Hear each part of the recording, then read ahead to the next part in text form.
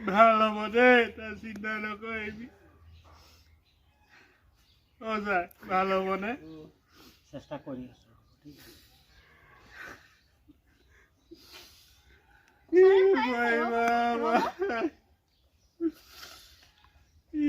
মোৰ সম্পত্তি আছিলে কি হৈ গ'ল তাৰ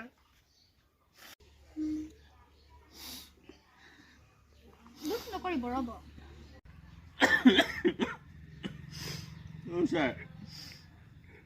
আৰু